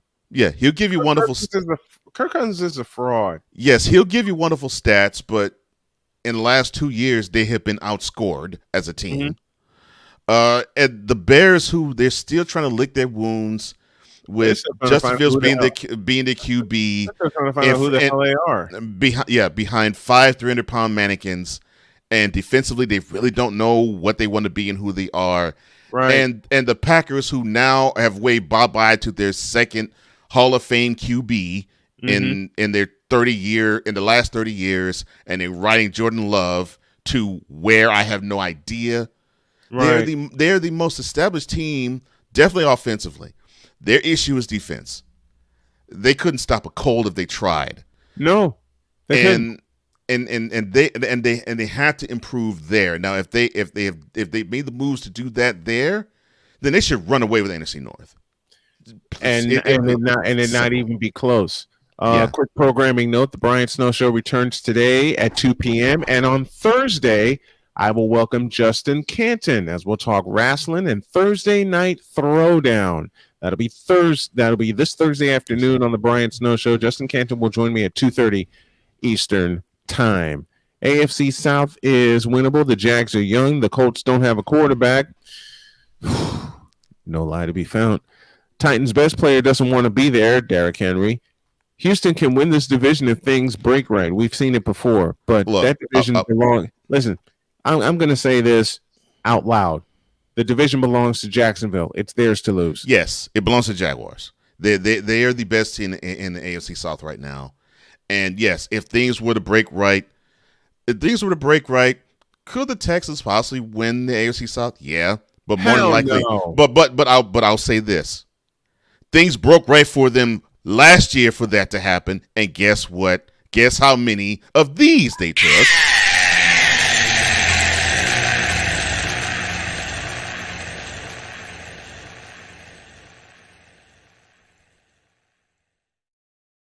$13. I mean, you had a division winner that only gave you 8 wins. So last year was a prime example of the division broke right for them to actually win it, but they didn't have the parts to do it, and they don't this year. I'll tell you what's wild. You know who was supposed to fail? San Francisco. Because everyone said they were lucky to get to the NFC Championship against the Rams. Well, and the reason why they said it was lucky is because of the inconsistent play. And look, I'll be the first to tell you, that 2021 49ers team, inconsistent as all get out. But down the stretch, in 4 words, they figured it out. The problem with that line of thinking is that in the 2021 season, the 49ers had injuries all over the place. Oh, they were littered with injuries. In the 2022 season, you had your injuries, but most of them took place on the offensive end. Yep. Name me a big defensive piece that the 49ers lost in 2022. The defense was healthy all You can't year. name one. Thank you. You can't name one. That right there, when I saw that, I was like, okay, they could right the ship if the offense can just give them a couple touchdowns and they lower the turnovers. They have the opportunity to actually do something great. They reel off a whole ton of wins to get to the NFC Championship game. And they were 3-4 after before they they started their run. Chiefs. And the next thing you know, they go to Los Angeles, smack the Rams. They get a week off. To That's heal. Right. Mm-hmm. Then they lose Garoppolo to an injury. And the next thing you know, Brock Purdy comes in and people were saying, okay, they're going to eat him alive. Wrong. Tom on board joining us from CSTV. My AFC team is. I really feel for you, bro. I feel, you know what, Tom? Let me break down the Browns in a couple of simple sentences. Yes, they have Deshaun Watson. No, they don't have everything else. The problem with the Browns is they have placed it defensively for sure. They have placed their hopes in many different defensive talents that just hasn't panned out for them yet. And maybe for the exception of Denzel Ward, I can't think of any defender that the Browns have picked in the last four or 5 years that has been, yes, they could build their defense around him. And that defense is played up and down. It was supposed to be Myles Garrett. It was supposed to be Myles Garrett. They were supposed to build their defense around Myles Garrett, and that has been, and I hate to say it, Browns fans, that has been a colossal failure. He played down the stretch last year like he was disinterested in the team. Yep. And that is a problem. Jadeveon Clowney, hello. Yeah, because it rubs off. Mm-hmm. So yeah, look, and when it comes to the offense, Deshaun Watson, I have a whole lot of respect for. I mean, the dude is a born winner and a born champion. Yep. I'll admit that. I'll say that outright. And you have someone you can build around with him. Mm-hmm. But the only thing you have for another piece is Nick Chubb. Good luck. So he could throw it to Yoku, but Joku has been up and down. Joku has been hurt. And when he's been healthy, he's been up and down. Yep. When he's been healthy, he is not consistent. He's not consistent at all. You can throw it to Amari Cooper, and I think he's good, but I think you need to have somebody else opposite him to make him work. Then the offensive line is up and down. So offensive line is missing. Yeah. Offensive line is missing. Justin Canton joining us. He says, the Bears have problems. Major. I'll put it like this. You got Justin Fields, who's behind 3 500-pound mannequins. Do we need to go any further than there? You have Justin Fields and you have nothing else. Because you let your best running back walk. And that's going to be another problem because now on top of that, and he already ran the ball 20 times in a game. Now you're going to have your best talent in your quarterback probably have to run it at least 25 times, along with having to drop back maybe 25, 30 times and dodge would-be defenders for sacks there. You're not supposed to have your quarterback run the ball 25 times. No. You're just not. But in order for them to compete, that's what's going to have to happen, and I don't like that at all for them. I hate that. I absolutely hate that. Because if your quarterback is running 25 times, you have no running game. And you can rant and rave about, wow, this is great. He has speed. He can get you 100 yards out of the pocket running. Do you want your quarterback to run for 100 yards a game? Do you want your quarterback to have the ball that much? And believe me, when he's out of the pocket, you don't have the rules to protect him because they can light him up like a Christmas tree, just like if he was a running back, just like if he was a tight end, and just like if he was a wide receiver. And Justin Fields has already taken his share of hits. We're going into his third year. He's going into his third year. And he's already taken 7 years worth of hits. And we have witnessed many quarterbacks who have thought, well, my speed, which is something that can't be countered, can definitely outdo these defenders. We saw with Robert Griffin III is a great example. We saw for 2/3 of the season how his speed was absolutely phenomenal, and it was great to watch, and he was spectacular. Mm-hmm. He had a really good arm, but his claim to fame. They relied on his legs. Yes, his claim to fame was he ran a 4.5 40, and he could just dart out the backfield, and people couldn't touch him. Couldn't touch him from the pocket. Well, one Haloti Nada hit changed all of that for him. And one, in essence, ended his career. Yeah. Just one shot. Just one. And it messed up his career. Yeah. Speaking of RG3, anybody remember this? Has thrown for 182 yards, 63 rushing yards, 2 touchdowns total. Remember, he suffered a concussion last week. Came back. You're going to the play that made people say, oh my gosh, he is a phenom. Look at him. This is the play right here. Tough game here, and here is RG3. He's going to run for the first down, and still on his feet. RG3 is going to outrace everybody. And I think he was supposed to have a fantastic arm. I saw it at Baylor, didn't see it with the Redskins. Yeah, that was the funny part about it. Yeah. Because he had arm strength in Baylor. Where did it go when he got to DC? I have no idea. Mike Shanahan. It wasn't even Mike. But Shanahan was a run. Shanahan was a run first type of guy anyway. Yeah, Steve Young. Hello. Yeah, but he was a run first. The crazy part is, Mike Shanahan was Steve Young's offensive coordinator in Frisco, and he got Steve Young to throw the ball more. Yeah. Yeah. I mean, Steve had a 4,000-yard season.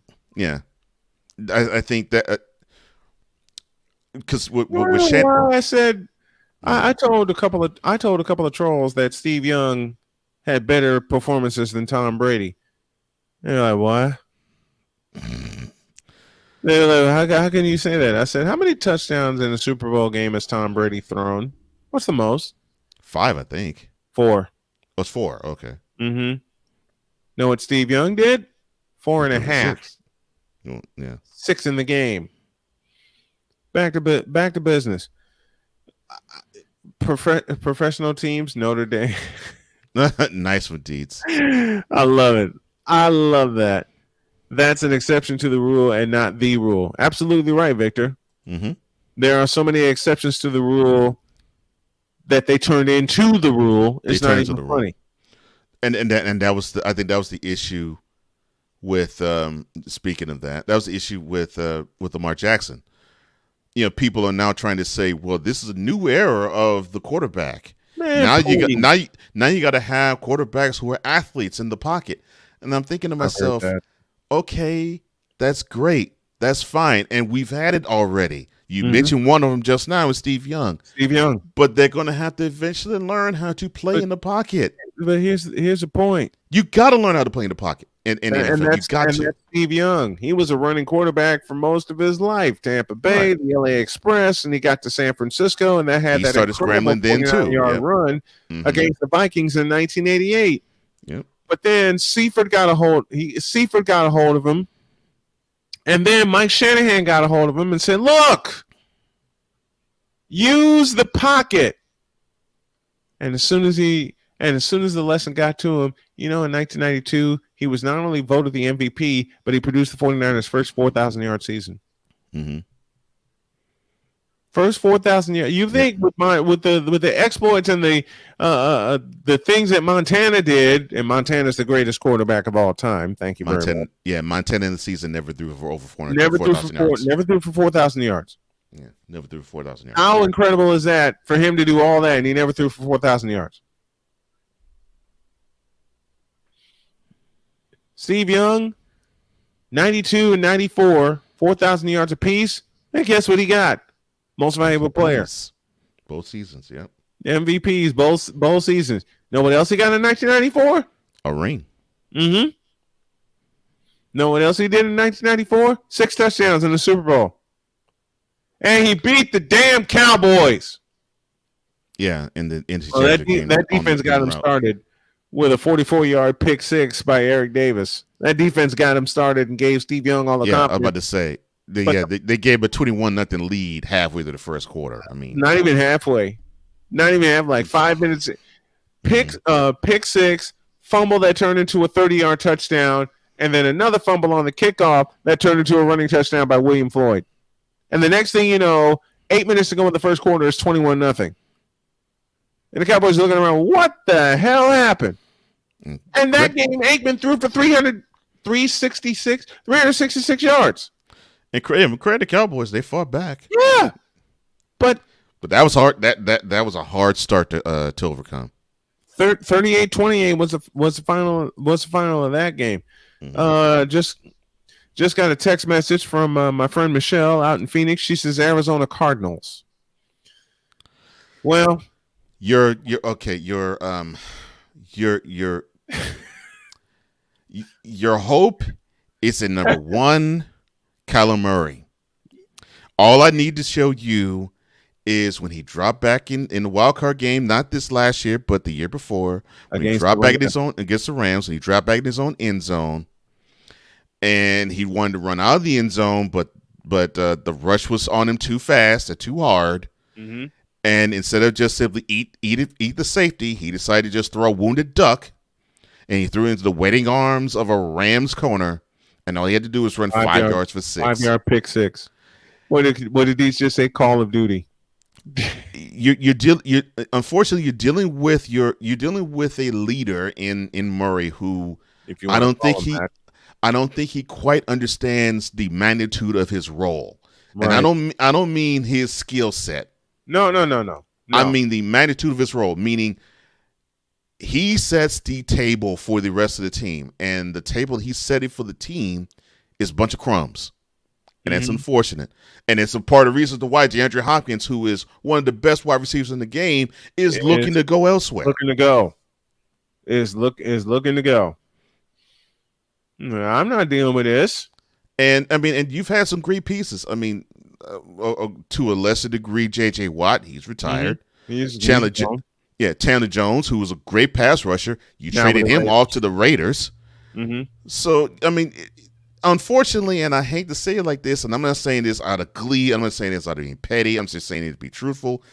That right there is a sinking ship, because you also got rid of your head coach too. Mm-hmm. And it's unfortunate, but yeah, the Cardinals, expect them to be NFC West doormats, and I don't like saying that, but I don't like saying it either. Take a break, and when y'all get back, I owe y'all an experience from last week. And I got a doubleheader for you. Back after this. Oh.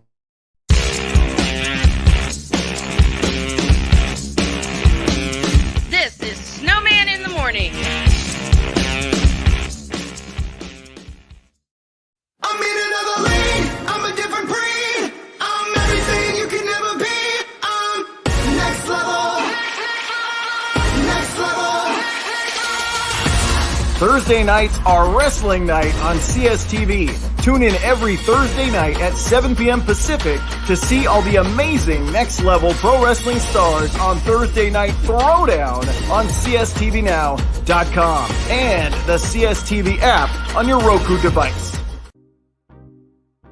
Quinn. Moment of clarity. I haven't watched BET in years. KP. Drake needs to come back with another triple platinum album. E Digger. And then you have Ray J. Like, I can't stand that River Cricket. The Guru. Okay, the level of crack she's smoking, I don't want it. BS3 Network proudly presents the Knucklehead Chronicles podcast, where from card tips to hot topics to meet of the week, anything goes.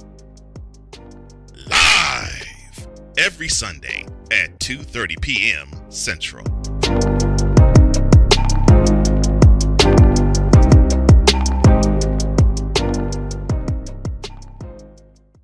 If you're the kind of person that likes to drive a lot and your car is a little bit older and out of the normal warranty, keep listening. What's going on underneath the hood of your car?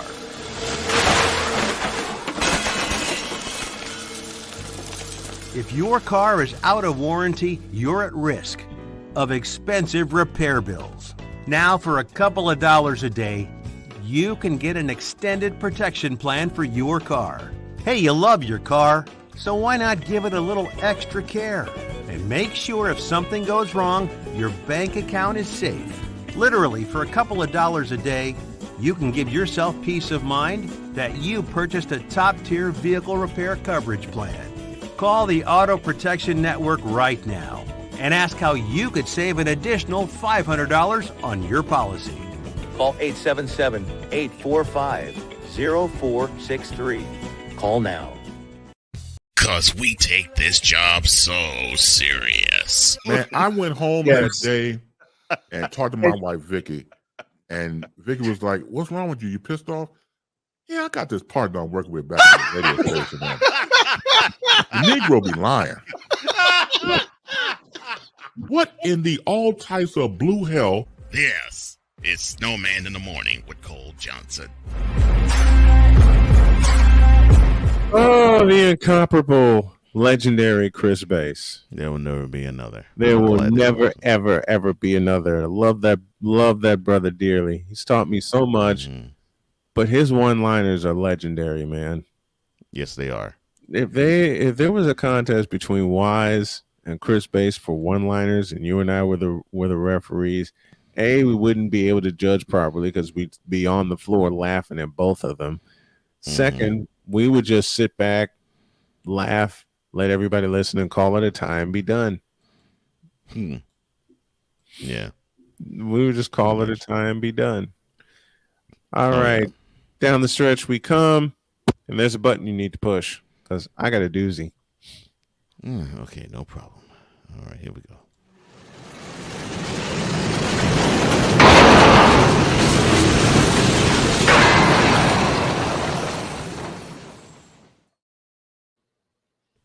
Wrong button. Wrong one?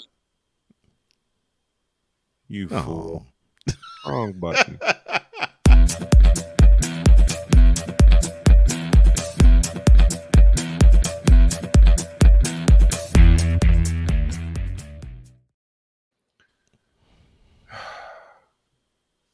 All right. Let me first start off by saying the Cubs. Oh, Lord. Secondly, let me repeat again, the Cubs and their fans. Is he going to be? He's going to say F all the streets that surround Wrigley Field. Good Lord. Addison Avenue, Waveland, the red line that goes right to Soldier Field. Not the red line. Wow. Hell, I've ridden the red line to and from 95th Street all the way north. All the bars that surround Wrigley Field. All the shops that surround Wrigley Field. Wrigley Field. The suites. And everything about Raggedy Field. Oh, my gosh. They should have blown that up a long time ago. Oh my goodness gracious. Wrigley Field. All right, here we go. Give me the camera. Oh my goodness. I got invited to a Cubs game by the roommate.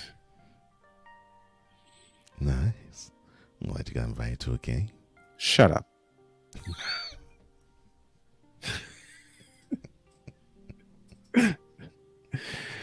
Yes, he called it being nice. He called it apologizing for the one time I stomped a mud hole in his ass and walked it dry for picking the lock into my room. I told him, hell no, I'm not going. Wait. Yeah. Okay, so if he wanted to actually do this and he knows you're a White Sox fan, why would he not say, you want to go to a White Sox game instead of a Cubs game? You know that opening rant that I had before this? Yes. There's your answer. Oh, Lord. Okay, continue, sir. Goodness gracious. He said, I'll buy all the food. Yeah, you f***ing liar. Oh, I will watch the game at home, and I'll probably fall asleep because the Cubs f***ing suck. But that's a nice invitation, though. All the food you could eat. Don't do it. Don't do it.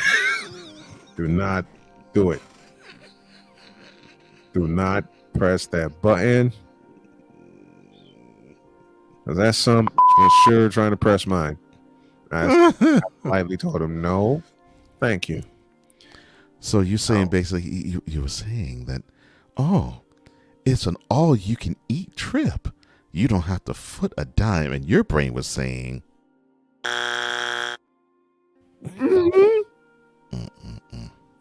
You in that damn radio voice.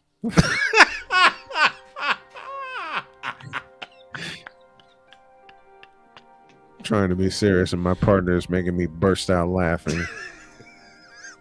Which he can't help it, and I know that. Okay. So go ahead. The Condom Experience is brought to you by Stealth Protection. The only condoms fit for the black nightstick. Stealth Protection. Now introducing the new Smooth Creep non-latex condoms. I hate you sick for that, but I love it. I'm sorry, go ahead. What? No, don't be sorry. That's why we do this. So I told him no. Mm-hmm. I'll stay at home. Okay. He went to Raggedy Field. I took my car, went to the grocery store, stocked everything that I needed. Oh, Lord. And I basically ate myself into a coma.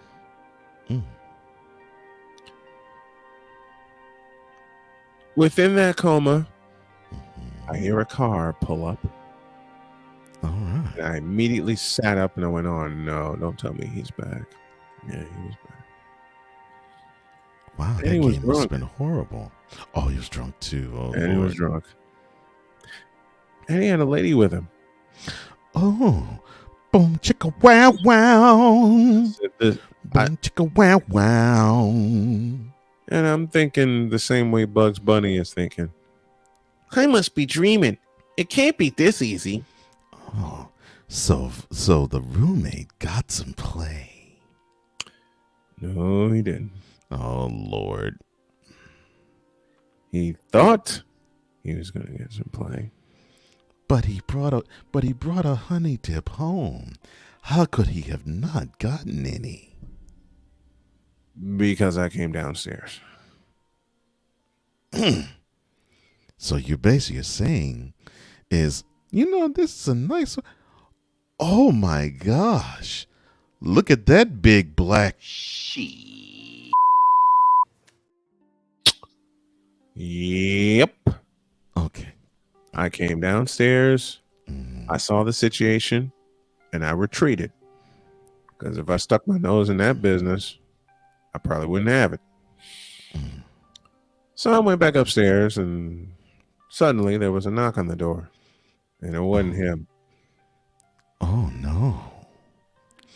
A knock on the door. Mm-hmm. And it wasn't a roommate. Nope. And I went, oh, shit. She wanted that black nightstick. She wanted me to save her from the roommate. I said, okay, how do we play this? She said, I want you to meet me at Dunkin' Donuts about a mile away, but give me 15 minutes to get out of here. You're on. But she also wanted to shift you into third gear. That fourth gear. So I did as asked. Okay. I somehow got out of the house. I waited a good 20 minutes. I gave her time. Nice. I met her at Dunkin' Donuts, and I didn't come back for like 2 days. Oh, that's what I'm talking about. She got the nightstick, and you got some good, sweet dessert. Yep. I come back, and he said, where have you been? Oh, can't tell you. I indulged in my sweet tooth. That's what happened, sucker. And the Cubs lost that game. Bad. So he's laying in a coma. So he's laying in a liquor coma with his Cub shirt on. So what you're saying is your roommate saw him.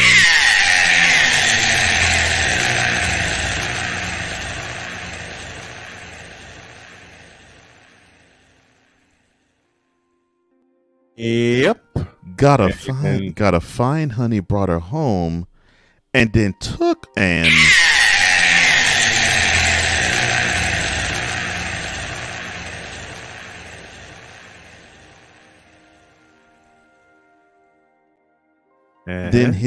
then his roommate closed in, sealed the deal, got dessert, along with a couple of good dinner offerings as well. Oh, yeah. Wonderful dining in between the legs, which means that he saw and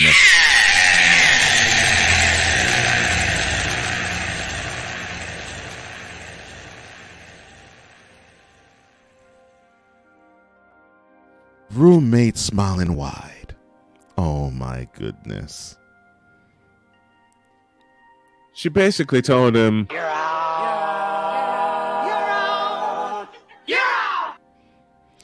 I can already imagine how that would have gone. Hey, I want some. I want some. Can you give me some? Bitch, are you for real? do that again. Please. Hey, heifer. Spread them legs and give me some. Bitch, are you for real? Can I get a little Red Fox as we come down the stretch here? Can I get a little Red Fox? Come on now, I got some good for you. I can make you moan and scream. I can make that forehead pop. Make that vein pop in your forehead. Bitch, please. Let me touch that cookie once, at least once. You for real? I'm thinking that's how it went.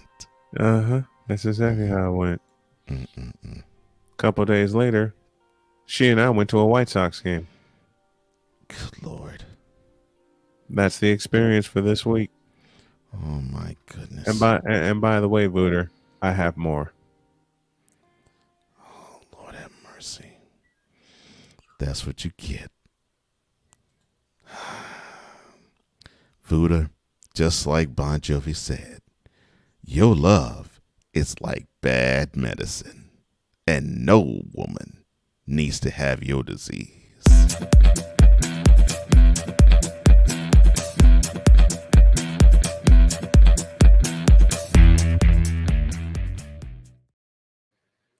Out of time and out of subjects. We'll be back tomorrow for a full Bronze Sexual Wednesday. Oh, yeah. Have a great day. God bless. Remember to make your next move your best move. And always remember, if your dreams don't scare you, they're not big enough. They're certainly not. Brian Snow Show today at 2 p.m. We are out of here. We'll see you tomorrow. Peace.